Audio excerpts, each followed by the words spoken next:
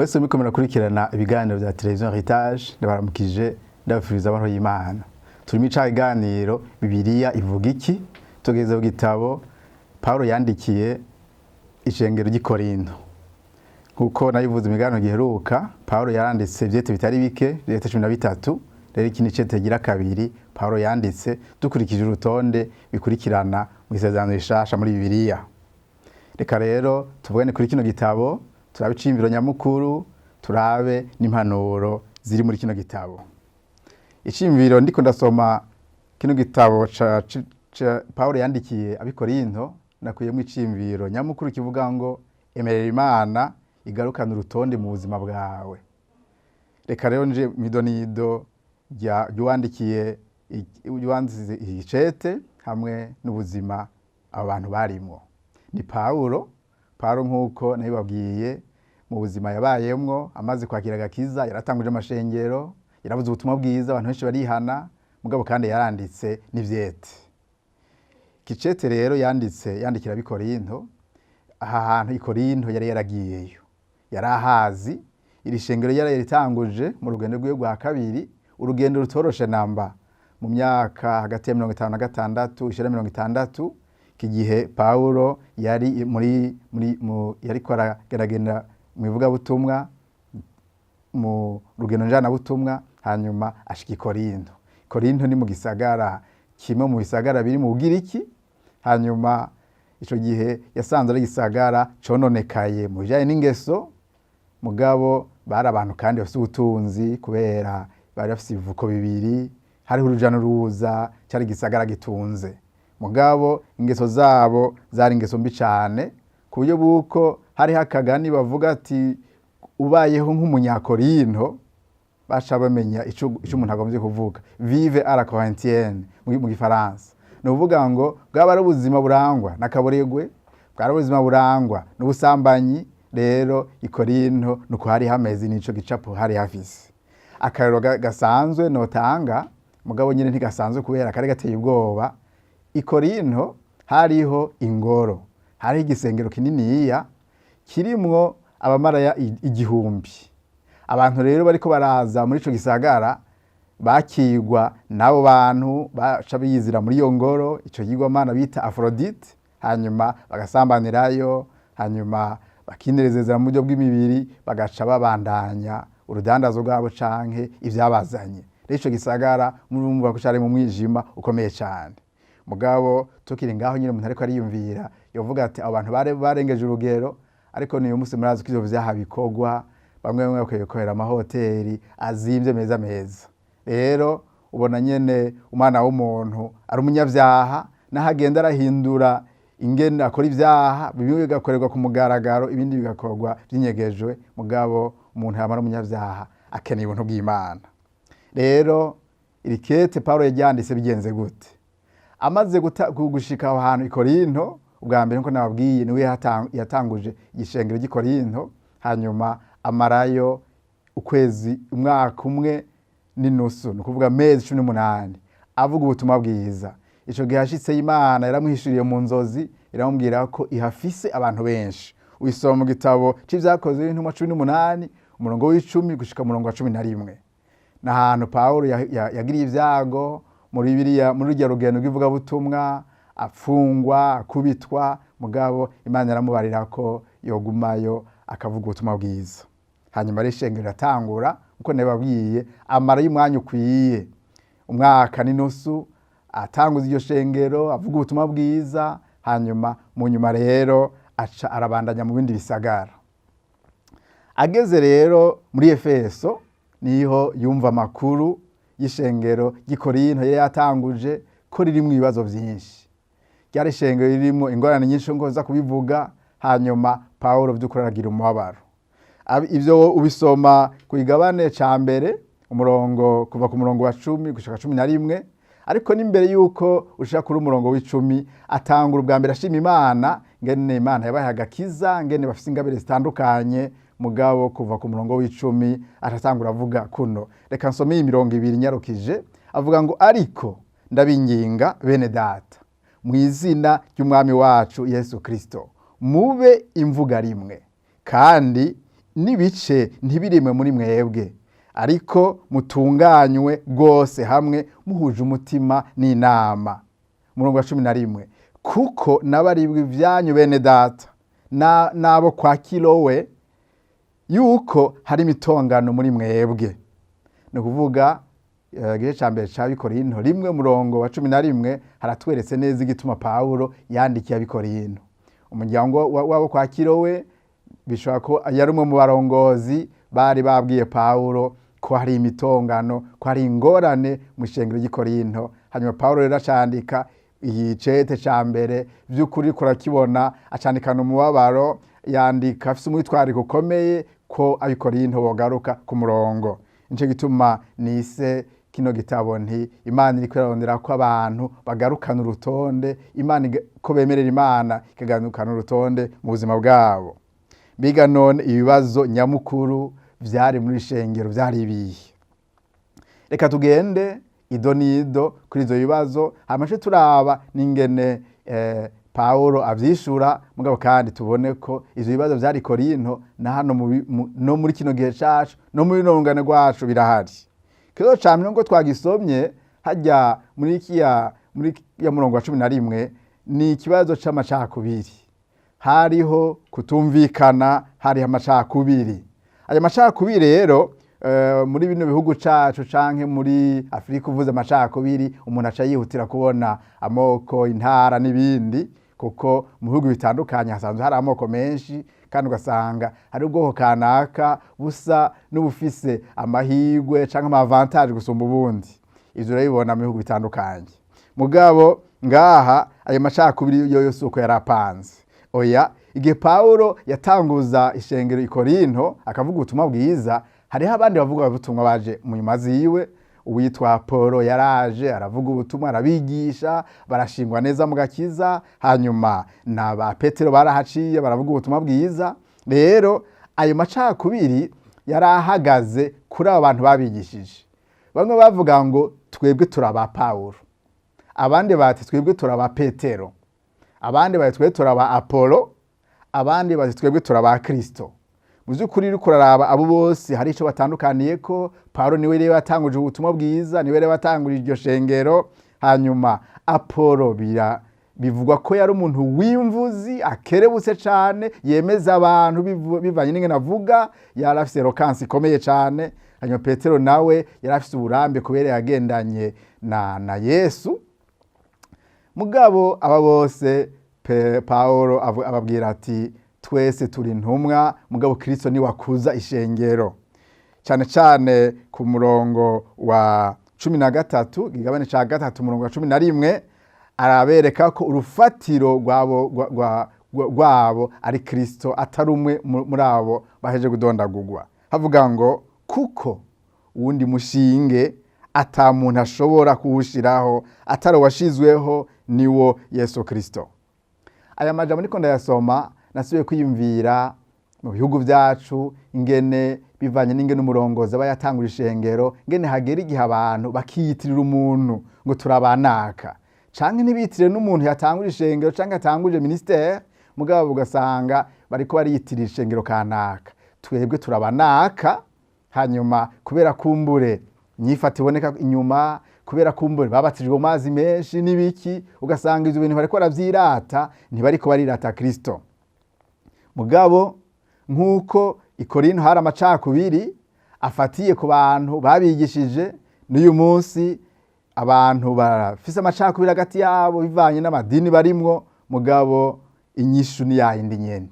Urufatiro ni Kristo, abantu nibirate Kristo, ntibasubire kwirata umurongozi wabo canke ntibasubire kwirata idini bavamwo.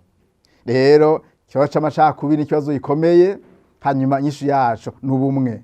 Pawulo abahanura avuga ngo bakwiye kurangwa n'ubumwe, bakarengera batandukanya, hanyuma bakagira ubumwe kubera Kristo n'umwe niwe wubakiyeko. Ikibazo gira kabiri Pawulo yishuye naco nyene kiri muri bibigabane, kibane ca 5 ca 6 kivuga ku mburano, ngo hari himburano mubera mu bizera. Hanyuma Pawulo rero ikintu camutangaje camubabaje ni uko izo mburano baca bazitwara mu ntwaro z'Uburoma, mu ntwaro z'abanyamahanga batubaha Imana, akaba aribo bacira imanza. Rero ivyo vyaramubabaje rwose. Hanyuma ndiko ndabisoma navuze nti n'uyu munsi amashengero aratata kagenda kwitwara ku ntwaro, kandi intwaro yari yiteze ko amashengero ahubwo abereye ku rutonde rw'ubumwe, kwihangana, rw'urukundo, rw'urutonde by'ukuri nk'abantu bavugira Imana. Mugabo Pawulo ababwira gute? Pawulo abereka igabane ca 6:5 ababwira ati, mbega vyoshoboka ko muri mwebwe hatagira umunyabwenge n'umwe yoshobora gucira urubanza bene se? Iki kibazo kirakomeye cyane Pawulo yababajije, kandi uyu munsi nico umuntu yo kwibaza. Mbega muri aya mashengero afise amatati harabuzemwo abantu b'incabwenge boshobora kuzuriza bene data batase, boshobora kuzuriza abarongozi bariko baratatira ibibanza by'uburongozi? Rero ni ikibazo gikomeye cashikiye ab'Ikorinto, mugabo natwebwe uyu munsi turiko turakibona. Hanyuma kindi kibazo gira gatatu ni ca kibazo c'ubusambanyi nari nababwiye. Ico gisagara imbere ko Pawulo agishitsemo yarabonye ko ari gisagara by'ukuri kiri mu busambanyi, aho abantu basambanira ku mugaragaro. Nkuko nababwiye hariho ingoro niniya y'uwitwa y'ikigomana citwa Aphrodite, bari baracubatse, hanyuma bararokrita canke baregeranya abamara y'igihumbi bajeje gusambanya abantu, abashitsi baje canke abantu b'Ikorinto. Rero cari gisagara by'ukuri cononekaye mu mico, cononekaye mu migenzo. Rero ishengero rimaze gushinga imizirika bakizera, uyo muzi canke iyo ngeso yagumye mu bantu, kuryo buko Pawulo yarababaye cyane. Hariho icaha yari yabonyeyo, hanyuma aravuga ati, ubusambanyi buriko burabera muri mwebwe n'abanyamahanga ntibariko barabugenderamwo. Kubera hari habaye iki? Mu by'ukuri hari habaye iki? Mu gitabo ca mbere c'Abikorinto 5:1 havuga ko hariho umuntu yari yacuye mukase. Ni kuvuga iki? Ni kuvuga uca wumva ko hariho abantu barongora abagore benshi, mugabo n'umuntu yari yarongoye mukase.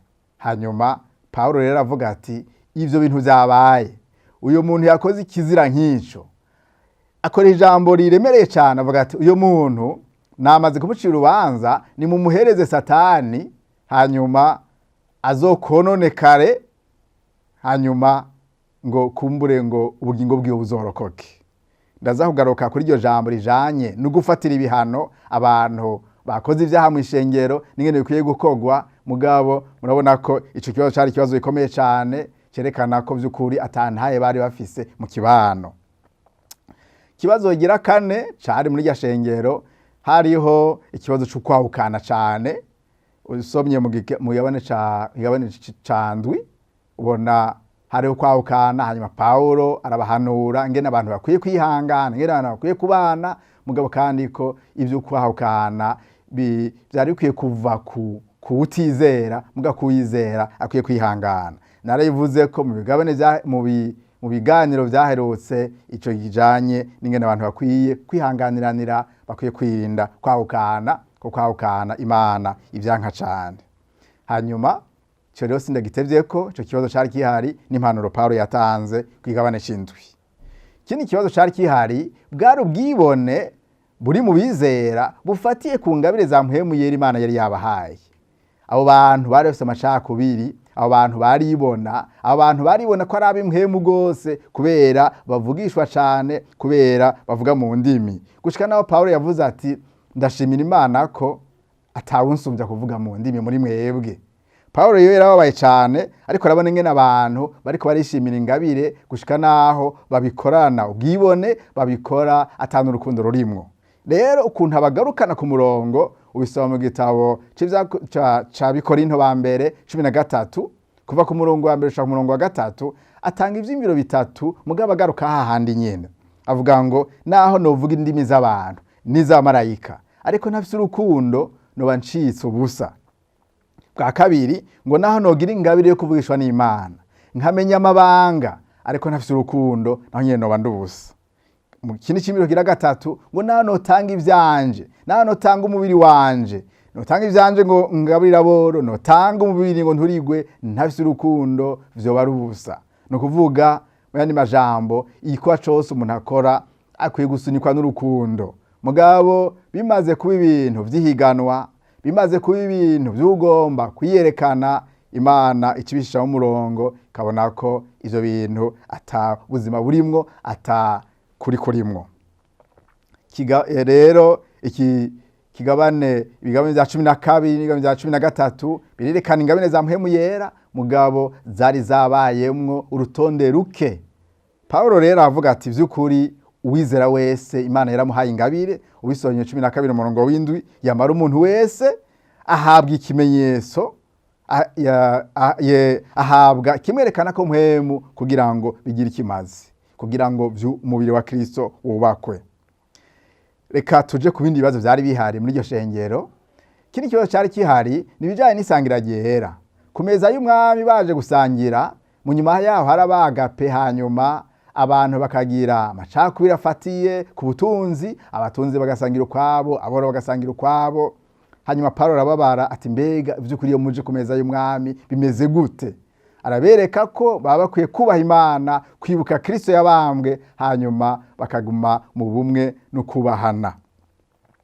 Kindi kibazo nahereje ko nikijanye no kuzuka, akivuga ku bigabane ca 15 hariho abantu batizera ko hariho kuzuka. Hariho abantu batizera ko inyuma hariho izuka. Hanyuma Paulo arababwira ku bigabane ca 15 umurongo wa 19 ngo asangwa muri ubu bugingo bwonyene ariho twizigirira Kristo turusha abandi bantu bose kuba abagowe. Aha Paulo araberetse ko by'ukuri abizera ikintu barushije abandi nuko bafise ivyizigiro nyuma y'urupfu. Mugabo ari muri ubu buzima honyene, abizera bizigiriye ivyizigiro muri Kristo bo barusha abandi kuba abagorwa, kubera abatarizera barafise uburenganzira bwo guhitamwo gukora ivyaha no kudakora ivyaha. Mugabo abizera bahitamo kubaha Imana, hari ikiguzi batanga cyo gukurikira Kristo. Nico gituma bo babizeye gusa ubuzima bwa hano mw'isi bo bari abagorwa. Mugabo Paulo arabwira neza ko hari hizuka. Rero birashobora ko hari abantu bibaza ko inyuma y'urupfu atawuzima uzobaho, mugabo hazoba urubanza, kandi abapfiriye muri Kristo, abizeye Yesu, hari ubuzima bajamwo budasanzwe Imana yabikiye abizera. Reka rero igicete ca mbere nko mubibona ni cete kiri mu butunzi bwinshi, cerekana ibibazo bitandukanye abikorinto barimwo, mugabo kandi n'uyu munsi abantu barimwo. Hanyuma inyishuro Paulo yatanze nizo: abantu bakwiye kwizera Kristo, abantu bakwiye kugarukana urutonde rw'urukundo, urutonde rw'ukubahana. Reka muri make mvuge ku cete gira kabiri Paulo yanditse, kuko iri shengero ry'Ikorinto by'ukuri yararyandikiye amakete bishika ko yoba ari 3 canke 4, mugabo amakete yashoboye kuboneka arandikwa turayagumya na ya makete abiri, igicete ca mbere n'icete ca kabiri. Cete ca kabiri rero Paulo acandika afise inkuru nziza ku ishengero ry'Ikorinto ryagarukanye ubuzima, ryagarukanye urutonde mu buzima bwabo urukristo. Rero bigabane 9 vya mbere avyandika by'ukuri abatera intege ngene bakwiye kuba ivyete bisomeka, ngene bakwiye kuba umote bwiza, ngene bakwiye kugaragaza agakiza bakiriye mu ngeso zabo. Hanyuma ibigabane vya nyuma 10 agaruka ku ibango ry'Imana yamuhamagariye ko ari intumwa, hanyuma ko Imana yamuhamagaye kandi ko yihanganira amageragezwa. Ni hamwe avuga ngene yaciye mu vyago vyinshi, mugabo ko yagumye yihanganira umuhamagaro, yihanganira kwizera Kristo, yihanganira ivyo yahamagariwe. Mugabo igabane icete ca kabiri Paulo yandikiye abikorinto, nashimye cyane kuvuga ku kigabane ca 5 n'igabane 8 n'igabane 9. Ku igabane ca 5 hariho imirongo ikunzwe cyane n'abakristo, sinovuga ngo abakristo bashasha, mugabo ni mirongo umuntu asomye yumva imuryoheye cyane kubera ivuga kuri karangamuntu Imana iha uwizeye wese. Reka nsome umurongo wa 17 n'umurongo wa 21. Ni mirongo ivuga ngo nuko rero umuntu wese yari muri Kristo Yesu abacisi cyaremwe gishasha, ivya kera biba bise byose babihindutse bishasha. Iyo murongo uryoshe abizera bariko barawusoma bumva baryohewe. Yundi murongo himbaye n'umurongo wa 21 5:21 havuga ngo umwe atigeze kumenya icaha Imana yamuhinduye icaha ku bwacu kugira ngo muri we duhinduke kugoroka kw'Imana. Niyo murongo nawe nyene n'umurongo by'ukuri udasanzwe werekana ingene Kristo yikoreye ibyaha byacu kugira ngo twambare kugoroka kw'Imana muri Kristo. Iyo mirongo rero by'ukuri umuntu ariko arayisoma atabanje gusoma umurongo wa 15 yohakwa kwibaza ati ko rero Kristo yaduhinduye abashasha, ko twiyambariye kugoroka, naho tugomba tukibera mu byaha ntaco kazima Kristo yamaze kubirangiza byose. Kazima byose byamaze kuba bishasha. Mugabo iyo mirongo imbere yuko umuntu ayisoma yobanza kitondera uyu murongo wa 15 kubera ni utangurira iyi mirongo ya 17 na 21. Reka uyu murongo ndawusome nitonze wumve vy'ukuri c'Imana twiteze ko tumaze kwakira gakiza. Abikorinto ba 2:5-15 havuga ngo kuko icatumye apfira bose kwari kugira ngo abariho babeho batacinezereza, ariko babeho banezereza uwapfiriye akabazukira. Aya majambo arakomeye atwereka ko Kristo yapfuye kugira ngo tubeho tutacinezereza, mugabo tube tunezereza uwadupfiriye akatuzukira. No mwitwariko rero wizera ategereza kugira, mbega ubuzima bwawe uriko urabaho winezereza, aho rero nturi kurakurikiza urutonde Imana yashizeho. Ego turi vyaremwe bishasha, ego twambaye kugoroka kwa Kristo, mugabo duhamagariwe ubuzima bwejejwe, duhamagariye kubaho tunezereza Kristo yatubambiwe, Kristo yatuzukiye. Hanyuma reka mvuge no kwigabane 18 n'igabane 9 uko naco nyene kiriko amakuru adasanzwe. Mu igabane 18 n'icenda Paulo yibutsa ishengero gikorinto, akibutsa cyane cyane iryo shengero ko afise umugambi wo kuja Yerusalemu kugenda kubaha intererano imfashanyo kubera bari bahuye n'inzara, bari bahuye n'amapfa. Hanyuma Paulo rero mu mashengero yari yatanguje muri bisagara by'abanyamahanga yari yababariye ikibazo kiri Yerusalemu, hanyuma atangwa rero kwegeranya imfashanyo kugira ngo agende kubagaburira. Rero tubona ko ishengero ry'i Makedoniya ryagize umwitwarariko udasanzwe, iravuga ati naho turi mu bukene turagomba kugira ico dutanze muri bariya babizera bakenye bahuye n'amapfa. Rero mu kigabane c'9 ku murongo w'8 Paulo ababwira ibijanye no gutanga, abatera intege ababwira ngo umuntu wese ratange nkuko yabigize imigambi, atababaye canke atagoberewe, kuko Imana ikunda ubutanga anezerewe. Iyi mirongo rero kigabane c'9 cyane cyane umurongo w'7 umurongo w'8 ni hamwe havuga ivyo kubiba. Ngubiba nke azokwimbura bike, ubiba myinshi azokwimbura nyinshi. Aya majambo rero muri kino gihe arateye ikibazo kubera hari abakozi Imana bahaguruka bagaca bavuga ngo ni mubibe, ni muzana amafaranga muzoba mubivye mu maboko mazima, hanyuma muzoca muronka umugisha. Mugabo n'igitangaza iri jambo ryo kubiba Paulo arikoresha ariko aregeranya imfashanyo zo gushira abantu Yerusalemu bari bafise inzara, bari bafise ikigoyi. Ntihariko aregeranya ubutunzi bwiwe, ahubwo Ikorinto hoho n'ubutunzi bwaho bwiwe nuko umushikira ntiyemeye ko amushikira kubera ngo ntiyagomvye ko ubutumwa bwiza abashiriye buvangwamwo n'ibindi vyiyumviro nk'aho menga agiye kubatungirako oyaye. Rero iki jambo ryo kubiba muri kino gihe abantu bariko baravuga, iri jambo ryo gutanga muri kino gihe abantu bariko barakoresha nabi, bakwiye kugaruka muri aya majambo. Bibiliya yavuze ngo abantu batange banezerewe, abantu batange batagoberewe, abantu batange bakurikije ngene babigambiriye, ngene babiteguye. Mugabo muri kino gihe uzubona mu rushengero bashizeho inkoko imwe zibiri zitatu, bakazana amamverope bahagomba bayagarukana ngo iyi ni yibi, ngo iyi ni yibi, bakayita amazina atandukanye. Ariko abantu bakwiye gutanga bakurikije ingene babiteguye. Abantu bakwiye gutanga batagoberewe, mugabo basunitswe n'urukundo. Isezerano rishasha rikwiye kurangwa n'urukundo, rikwiye kurangwa n'ubuntu, aho abantu bakorera Imana, abantu batanga ivyabo basunitswe n'urukundo, mugabo batariko baragobererwa n'abantu bariko baravyegeranya ku nyungu zabo. Mugabo kandi ubutunzi bw'ishengero bukwiye gutunganywa na komite, nikwiye gutunganywa n'umuntu umwe, aho ayatwara kuri konti abantu batazi. Oyaye, ishengero by'ukuri n'umuryango wagutse kandi urimwo abantu babizigirwa.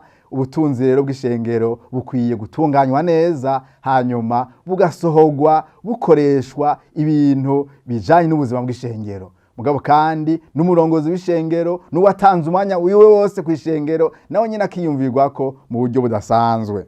Rero ico kibazo nari nagitegekanije, mbega abantu bakwiye gutanga gute, mbega ivyo bintu vyo kuvuga ngo imbuto kubiba bimeze gute, biri muri aya majambo yo mu Bikorinto ca kabiri ca Bikorinto 9. Vy'ukuri nta bijanye no guha umukozi w'Imana vyarimwo, canke no guha amafaranga umuntu giti ciwe. Oyaye, ni Paulo yereko aregeranya imfashanyo zaja i Yerusalemu kugira ngo bafashe abari mu kigoyi. Mugabo uyu munsi Imana irahamagarira abizera gutanga, abizera gushigikira igikorwa c'Imana, kandi ubutunzi bukwiye gutunganywa ku mugaragaro, bukwiye gutunganywa neza. Nagomba rero nsozere ukabazo kandi nari nagombye kukavuga ko umwanya wa mbere ni mu gitabo ca mbere ca Bikorinto 5, aho Paulo avuga ngo umuntu ameze uko mumuhe Satani. Mbega iri jambo ryo guhereza Satani no kuvuga iki? Mu by'ukuri Paulo yakoresheje ijambo rikomeye cyane, kandi murumvise ko icaha cyari cagaragaye ngaho hantu cari kirengeje igipimo. Ni icaha by'ukuri umuntu yari yacuye mukase akamugira umugore wiwe. Murumva ko byari ibintu birenze urugero. Paulo yaravuga ati umuntu nk'uyo igihano muza kumuha, muraza kumuca mu ishengero, ntimusubire kwifatanya nawe, mumuhereze Satani. Ntivuga ntimusubire kumuha ikibanza na gitoya muri mwebwe. Ariko muri rusange ibihano mu ishengero biremewe, kugira ngo ishengero ry'Imana rigumane kwera, kugira ngo abizera ntibimenyere ngo bagume mu vyaha vyabo. Mugabo kandi nukugira ngo ishengero ry'Imana, nukugira ngo n'uyo muntu nawe nyene yigarukeko, uyo muntu yihanure, hanyuma yihane, abone kugaruka mu ishengero yafashe umurongo mwiza. Bene data, nkuko muriko muravyumva, igitabo ca Bikorinto kiraryoshe. Igitabo ca Bikorinto kivuga ubuzima bwacu bwa misi yose, ingene vy'ukuri Imana iguma yihangane tanga impanuro, mugabo ko abantu badakwiye kugumana ubuzima butagira urutonde. Imana hari urutonde igomba mu bizera. Imana hariho ubuzima bugororotse Imana irondera mu bizera. Hanyuma rero abantu ntibitwaze ngo nivyaremwe bishasha, ngo bace bagendera mu buzima budatunganye. Mugabo reka abantu bagende nk'uko Imana igomba. Reka abantu babe mu buzima buhimbara Imana. Reka bagaruke kuri rwa rufatiro ari rwo Yesu Kristo, hanyuma bamwe ivyama bikoranye no kwihana. Reka nsubire kuri wa murongo nari nasomye kare, ca kabiri ca Bikorinto 5:15, ariho havuga ngo nuko rero icatumye Kristo apfira bose kwari kugira ngo tube tutacinezereza, mugabo tube tunezereza wadupfiriye akatubambirwa. Yesu abahezagire. Turaguha icubahiro Mana data twese kubw'aya majambo adasanzwe. Uri Imana yuzuye kwihangana, uri Imana yuzuye urukundo, uhamagarira abantu kugira ngo ugarukane urutonde mu buzima bwabo. Mana ndasenze kugira ngo abantu bawe bahe kumvira, abantu bawe bahe gukunda, abantu bawe barinde ubwibone, abantu bawe bahogenda nk'uko umuhamagaro w'akiza umeze. Urakoze, tuguhaye icubahiro, tugusaba ngo ubumwe no kwisha bugufi biganze mu ishengero ryawe, biganze mu bantu mu izina ryawe ryera Yesu. Amen.